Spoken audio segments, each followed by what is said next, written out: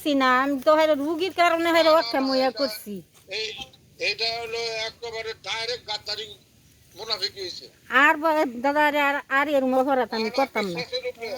তোমাদের আর কোনোদিন আমার আর আপনি একটু বিবরণটা বলেন, আপনি একটু আপনার সম্পত্তির বিবরণটা বলেন, আবার কি কি গেছে একটু বলেন ওনার সাথে আমরা শুনি।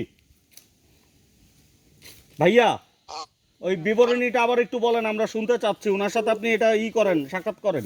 আমি এখানে আমার বছর ব্যাপারটা আমি বলি। হ্যাঁ, এখানে যে বাউন্ডারি যত গাছগুলি আছে, বাউন্ডারি সাইডে যে গাছগুলি আছে, হ্যাঁ, আমার বাউন্ডারি সাইডে কোনো গাছই নেই। 50টা গাছ আর হ্যাঁ। বাস অনেক পরিমাণে নিচে। আর হলো এই জায়গায় আমি আমার জায়গার মধ্যে মুরগি পালতে দিছি, কোনো কিছু এখানে এত বড় গাদ্দারি আমার লোকে করছে যে এত বড় বিশ্বাসঘাতক, এটা বিশ্বাস করতে পারিনি আমি।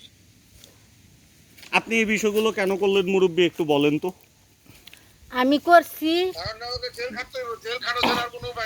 ফোন দিছি, তারা ফোন ধরছে না। ওখানে আমার রুগী ওই যে জায়গায় দিন আমার রুগী কিন্তু যাও এই অবস্থা, বিষ না পায় পরে আমি এই কাম করছি কইরা হারাও আমি হারা। আরে বাবা ওনার 24 ঘন্টা ফোন দিলে ফোন ধরে, আপনি ফোনটা কারে দিছেন?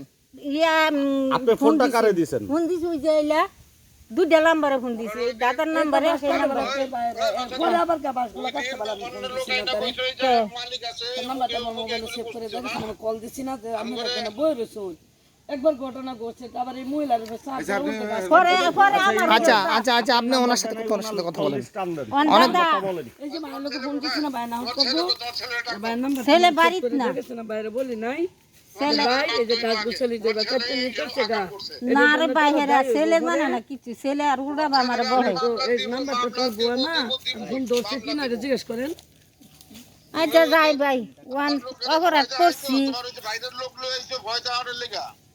না না আমরা হেটা আনছি না, এটা আমরা হেরা আনছি না, আমরা এটা জানি না। কিন্তু ঘরে তালা না ভাঙলে কিন্তু তোর মানুষ জমে না। কবে এই ঘটনা? নিজের মধ্যে আইছি, ঘরের তালা ভাঙছে হেবিটা কিন্তু দেখছে না, তালা ভাঙছে তখন হেরে আমি। আচ্ছা দাদা, সরকারি জায়গা এটা আমার। এখন আপনি কি ওনারে রাখতে চাইতেছেন দায়িত্বে নাকি?